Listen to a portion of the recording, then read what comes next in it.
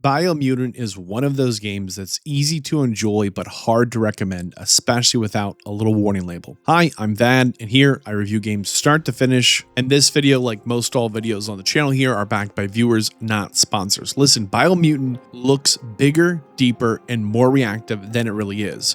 Because the facts are, it looks like a huge, weird, open world action RPG, and it is all those things. But up front, it sells you on a build that's going to matter, tribe choices that are going to matter, morality that matters, and this whole world is going to open up into kind of a dense post-apocalyptic, post-humanity playground. But after finishing Biomutant, I don't think that's what this game actually is. To me, Biomutant was absolutely a stylish, genuinely unique, and often charming action RPG. There are cool systems here, there are some strong exploration rewards, and just enough variety to stay interesting for stretches of time. But Biomutant is also a game that runs out of its depth early. It starts to repeat itself more than it should, and it keeps just hinting at a larger version of itself that never really arrives. This gap matters because if you go in expecting a deep RPG in a major open world sandbox or a big story-heavy adventure, Biomutant will disappoint you. But if you're going into this wanting something lighter,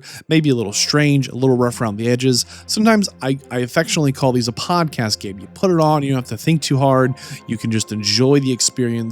I can see why this game has an absolutely large number of just core fans. This is their game. They love this game. For me, the real question here isn't whether Biomutant has good moments, because it does.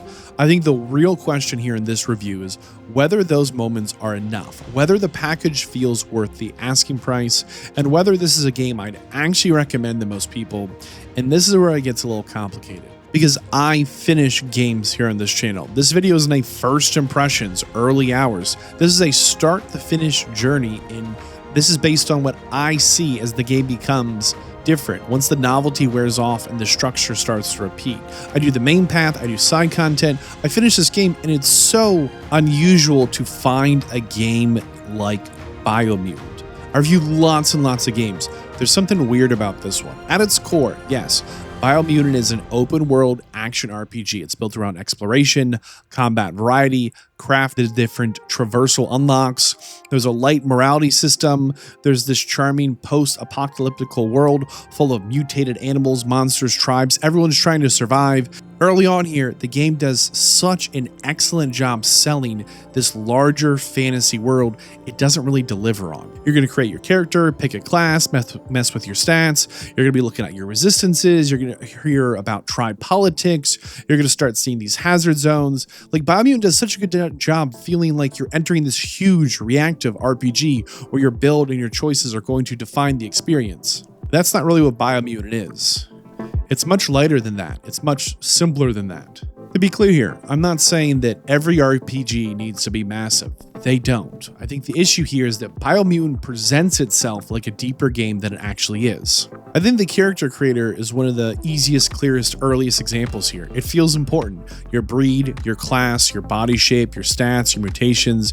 It gives you this impression that you're making major long-term decisions. But a lot of that ends up being much softer than it first appears. Yes, your class matters as a starting point. There's some early differences, but not much as time moves forward. You have this fun little mutation slider, and it looks like a defining identity choice. You can change it all later.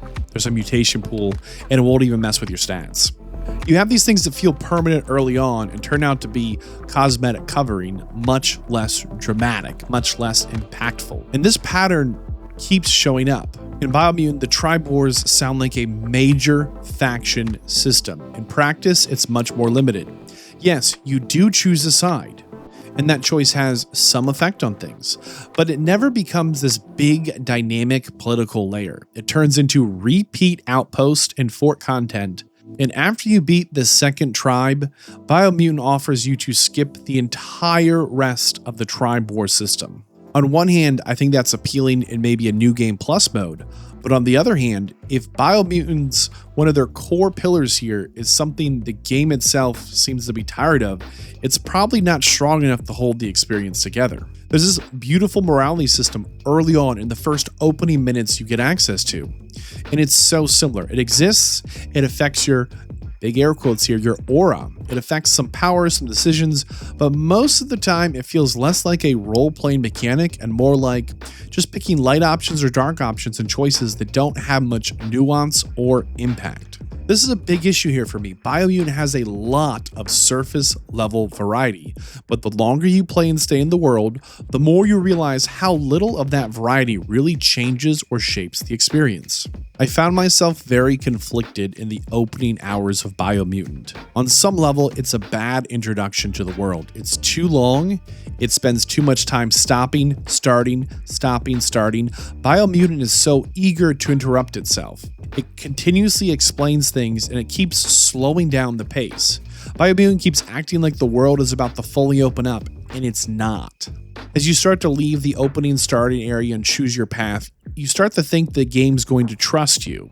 When suddenly you have tribe setup work to do, background story stuff that doesn't really matter, and then there's a dungeon, a little more guidance. It takes too long before Biomutant actually does what it's good at. To be clear, Biomutant's good at exploring weird spaces, chasing different traversal tools, and building your character at your own pace. I think Biomutant here lives and dies on curiosity. It needs you to want to roam. I'm going to say that again. Biomutant needs you to want to roam. Biomutant needs you to want to see what's over the next hill. And I think the introduction here undercuts all of that. The good news is that Biomutant does improve once that opening stretch is over. There's this early mid-game that's probably the best version of Biomutant. You're still unlocking movement options, you're still finding new gear, you're still seeing new biomes, and the world still feels strange enough to pull you forward. But a little later on, right into the middle of things, the game stops growing. You start seeing the play loop, you understand the rhythm, immersion is destroyed, you understand mission types, you understand what the systems really are. Instead of evolving, Biomutant starts repeating. So yes, it gets better just after the intro, but later on, it gets flatter. Moment to moment, I think Biomutant is a mix of genuinely fun ideas and systems that never push themselves far enough. Combat is my best example here. There's a lot to offer in combat. Melee weapons, guns, psychic powers, mutations, dodges, special attacks, combo building, super wung fu thingy-majingies that's a reward of mixing attacks together. On paper, there's just so much here, and it's a strong foundation, visually striking. You can actively choose to experiment here and have lots of fun swapping your styles, trying different weapon combinations, unlocking new weapons, new abilities, and chasing that powered-up state that gives big fight energy. The problem here is that Biomutant doesn't demand enough from any of it. Once you find a playstyle that works, you can stay there a long time. Not because there's no variety in the system, but encounters rarely ever force you to use any variety. Because the enemy encounters are so generic, regardless how they look, the burden falls on the player to keep combat fresh. You have to choose to want to rotate your tools, because the game doesn't require it. And this is where I think the repetition can start to creep in. If you're not really motivated to try a complete different weapon that you haven't leveled or a playstyle you're not familiar with, the cracks start to show. There's this tribe outpost system that's full of these small gimmicks. Little waves of enemies, 3, 4, 5 at a time. A quick objective like take this little tower, break that door. And after you do it a few times, you see the template underneath it all. The same thing happens with a lot of the general world combat. Once you understand how Biomutant wants you to fight, the tension ceases to exist. I do think the game here does a good job of landing set-piece combat and the movement rewards. There are these big World Eater battles, and they're standout moments because they feel distinct. They ask for preparation. They're using special tools, strange vehicles. They feel much closer to the version of Biomutant that has the confidence to be memorable. On some level, I think traversal might be one of the best parts of the whole game. The different mounts, vehicles, gliders, just ridiculous things that you can use to get around. These rewards all matter because they change how you physically, literally move through the world. They don't just make number bigger, they expand access, and they make exploration feel like it's paying off. This all ties in the progression system because it's kind of more interesting, but also more limited than it first appears. There are a lot of systems and menus here. Levels, attributes, perks, support skills, mutation powers, resistances, crafting, psi powers. It all sounds rich and full, and to be fair, it does give the game a decent sense of forward motion. You're almost always earning something, but it's not enough to change what the game becomes. A lot of the progression in Biomutant improves your efficiency more than your identity. You get stronger, you get more options, you get better at handling the hazard zones, but the game itself doesn't transform around those upgrades. This is my best example here. You have these mutation points, and on paper, I think they're the most exciting progression path because they tie directly into this game's weird biological powers. But in actuality, one of the smartest, most practical, efficient, best fit uses for them is to boost your resistances so different environments are easier to deal with. It's immediately useful and immediately rewarding. But again, that means that one of the game's coolest looking, most authentic on-brand systems ends up serving convenience more than expression. One of the best combat abilities is a bubble you can pop yourself around in. You can unlock it very, very early on, and at the time of review, according to just the Steam achievements, less than 3% of players have ever killed 25 enemies with this early unlock bubble. And it kind of blows my mind that there's an early unlock of a very inexpensive upgrade that changes combat in a significant way, and it looks wildly unpopular and unused. Killing 25 enemies happens in a matter of minutes. There's a whole crafting system here. There's weapon crafting, there's armor crafting, you're finding parts, you're combining components, you're shaping your guns, your melee weapons, you're chasing these modifiers, and all of it fits into this post-apocalyptic world and gives looting a purpose. On some level, Biomutant's crafting system is the clearest example I found of Biomutant delivering on an idea. But even here, the larger economy weakens things, because the game throws a lot of gear and parts at you. It doesn't always feel important to upgrade things because you're always picking up that next item. It's usually easier to just replace gear than commit to crafting and upgrading. This means that the long-term motivation mostly comes from exploration rewards, gear tinkering, and simple completionism. And that might not appeal to everyone, especially since the story is probably the weakest part of this whole package. At its broadest level, it's very simple, easy to understand. I love the direction. You're going to deal with some tribal conflict, you're going to stop the world eaters, you're going to save the tree of life. That's the basic pitch, but Biomutant never builds more depth on top of it. And I think that's an okay place to be if the characters really carry things. But I think Biomutant's distinct presentation choices are either going to immediately charm you or annoy you more and more over time. Every character has their own little language, and you have a narrator that's translating things. It gives this game a storybook feel. It makes the world feel strange and fable-like, and I love the creativity of this choice. But I think the danger here is that it doesn't fully work because now the narrator slows down the dialogue and flattens the individual character identity. There's this distance between you and the world the narrator's always breaching. It feels like you never meet characters who can express themselves. Instead, you get summarized versions of them. In a game like Biomutant, where the writing is thin, this becomes a real problem because a lot of the side characters and tribe leaders and quest givers, they all blur together because they all pass through this same filter. Biomutant obviously has some real strengths here, and I think one of them is identity. Biomutant does not feel generic. The mutant animal designs, the post-human setting of a world, the kung fu science fiction tones, the weird gear, the hazard zones, these world-eating monsters, all of it gives a Biomutant such a recognizable personality, and I think that matters.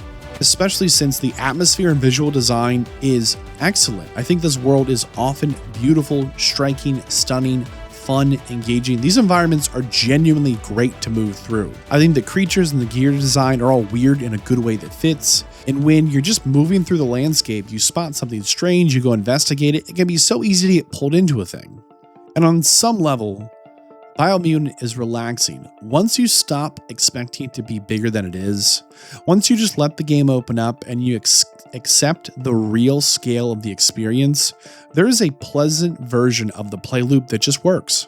Wander through a zone, clear some things out, find some new parts, unlock a new mount, find a quest objective you like, get a new weapon, get some upgrade points, move on. Still though, I think the problem here is that the weaknesses of Biomutant limit how far the enjoyment goes. The opening intro tutorial is rough, the tribe wars are repetitive, and the morality system is far too blunt. Yes, combat has all kinds of fun tools, but not enough encounter pressure. The story is thin, the narrator's kind of a gamble, and sometimes the quest rewards are exciting, sometimes they're just a letdown. For me, I found the longer I stayed in Biomutant, the thinner the experience felt. Biomutant is not a disaster, it just doesn't deepen in the way it looks like, it feels like it should. Listen, if this review is making sense so far, liking the video genuinely helps out. If you want to support the work more directly and fuel future videos, I have a 1-tier pay what you want Patreon that helps me continue to make things and stay independent. Thank you. I don't think the best version of Biomutant is a completely different game. I think it's actually this exact package with more discipline. A shorter intro with less repeated tribe content, better faction payoffs, and more nuanced morality choices. I want some enemy designs that push us to use our full toolkit, and I want some side quests that have a little bit of a stronger authoring to them. The foundation here is good, and that's why for me this game is frustrating instead of forgettable. There's enough here to see what a stronger version could be. There's a visual identity that points toward it. There are traversal rewards that make sense. There's a crafting system that's pretty darn good. The World Eater battles are not bad. On some level, I think Biomutant needed fewer systems pushed further instead of more systems pushed halfway. Let's talk about value for money, and this is where we need to be a little cautious here. As a full price game, I have a very hard time recommending Biomutant. Not because I hated it, actually the opposite. I had a good time with most of it. But value is not just about whether I personally had fun, it's also about how complete the package feels, how long do the systems stay interesting, how much replayability there is, and whether a game delivers on the scale it promises. And for me, Biomutant doesn't quite get there. On some level, Biomutant is kind of short for the type of game it presents itself as. I think you could blast through the main story in under 8 hours. I think there's very limited replayability here. Yes, there are some different build choices, some different narrative choices, but not enough to make it feel like a highly replayable RPG in this genre. And ultimately, its strongest content here is too uneven. There's too much of Biomutant that depends on your willingness to forgive repetition and just enjoy the vibe.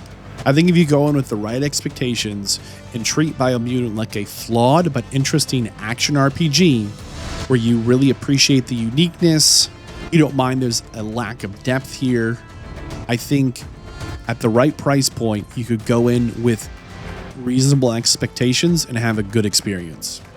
Because this game is for players who can enjoy a flawed game. A game that's mostly living on the strengths of its ideas, atmosphere, and exploration loop. For people who are looking for a little bit of a strange world, instead of needing strong writing. It's for people who enjoy getting a new traversal tool, a new mount, a new weapon part, more than they care about deep mission design. Biomutant's for you if you like tinkering with gear and builds, even when the surrounding systems don't demand it. Look, if you're the type of player who can look at a messy game, see the missed potential, and have a good time, this game's for you. On the other side of that coin, Biomutant is not for players who are looking for a deep RPG where choices matter in a permanent run-defining way. If you're the type of player expecting strong faction politics, reactive morality systems, or major story-heavy adventure, Biomutant's just not for you. It's not for you if you need combat to keep escalating.